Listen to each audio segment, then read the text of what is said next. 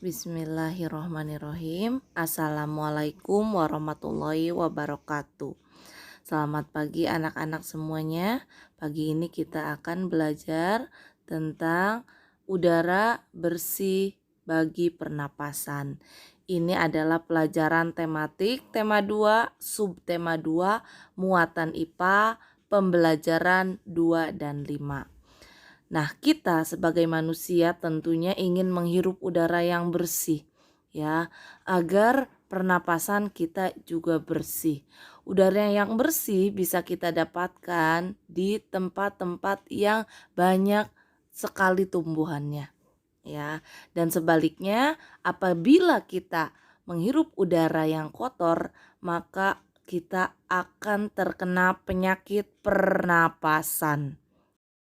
Apa itu penyakit pernapasan?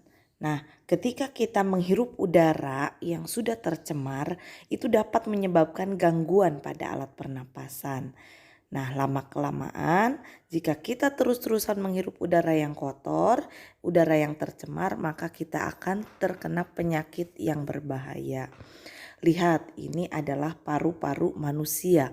Paru-paru adalah organ penting di dalam tubuh manusia, yaitu sebagai alat pernapasan. Paru-paru yang sehat berwarna putih dan bersih, sedangkan paru-paru yang kotor terlihat berwarna hitam. Nah, ini adalah alasan mengapa udara yang kita hirup harus udara bersih, harus udara segar, ya, agar paru-paru kita terjaga. Apa saja sih penyakit pada organ pernapasan? Yang pertama faringitis. Apa itu faringitis? Faringitis adalah radang pada faring karena infeksi sehingga timbul rasa nyeri pada waktu menelan atau kerongkongan terasa kering. Nah, faringitis disebabkan oleh infeksi bakteri atau virus Streptococcus. Selanjutnya yang kedua adalah penyakit asma. Siapa di sini yang punya penyakit asma?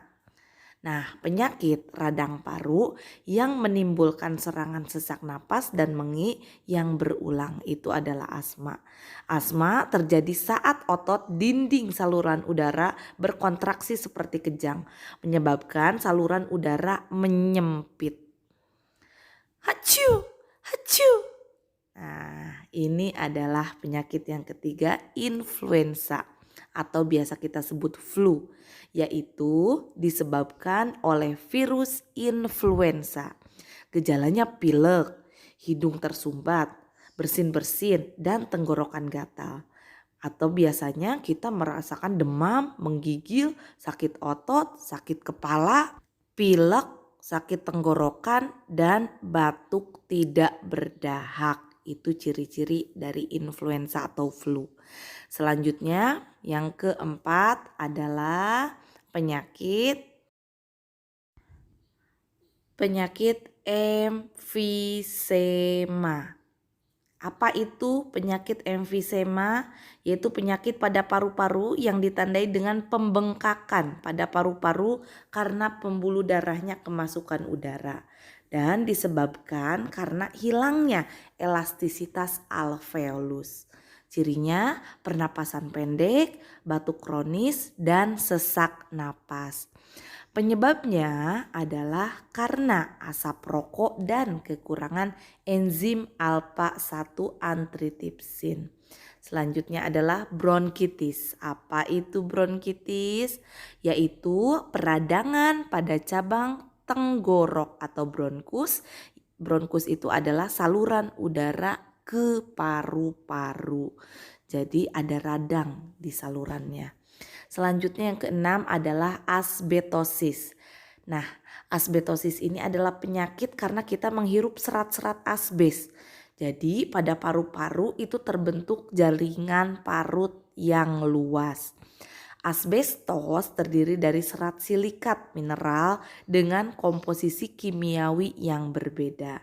Jika terhirup, maka serat asbes akan mengendap di dalam paru-paru dan paru-paru kita menjadi parut. Yang ketujuh adalah sinusitis. Apa itu sinusitis?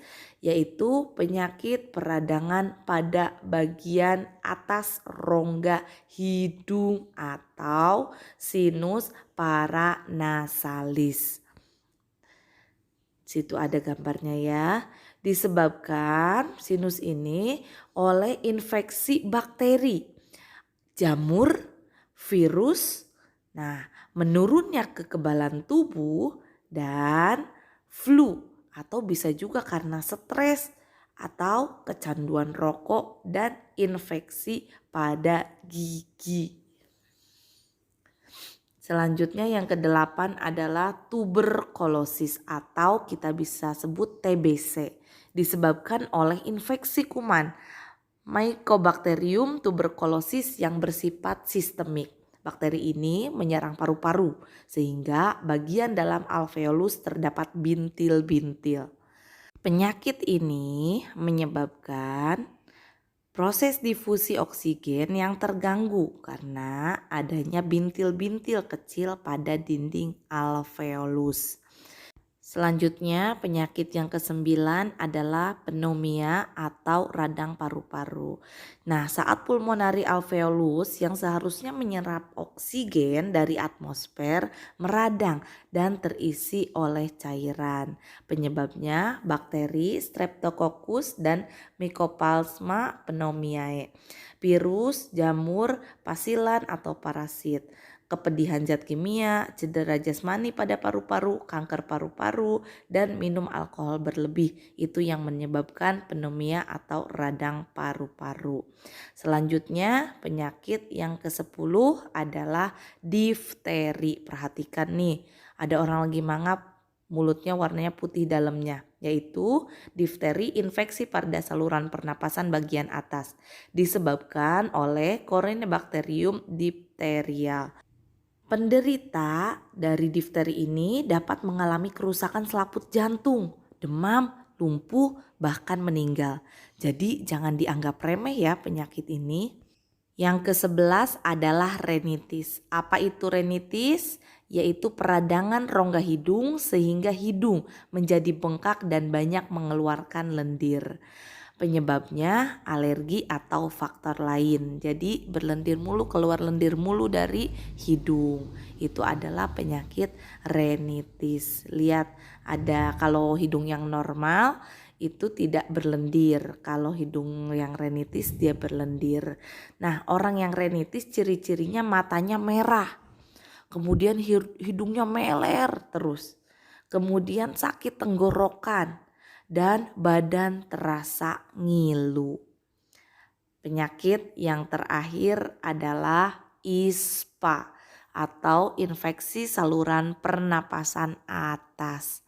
Apa itu ISPA? Yaitu penyakit yang menyerang sistem pernapasan manusia bagian atas, yaitu hidung, laring atau tekak dan tenggorokan. Penyebabnya bisa karena pergantian cuaca atau pada saat kekebalan tubuh kamu menurun. Bakteri penyebab ISPA berasal dari jenis Staphylococcus, Streptococcus, dan Pneumococcus. ISPA terbagi menjadi 3, ada ISPA ringan, sedang, dan berat. Gejalanya biasanya batuk, suara serak, hidung berlendir, ingusan, dan demam. Wah, ternyata banyak sekali ya penyakit-penyakit pada organ pernapasan kita. Untuk itu makanya kita harus menghirup udara yang bersih, udara yang segar agar organ pernapasan kita juga menjadi bersih. Ketika organ pernapasan kita bersih, tubuh kita akan menjadi sehat. Di dalam tubuh yang sehat ada jiwa yang kuat.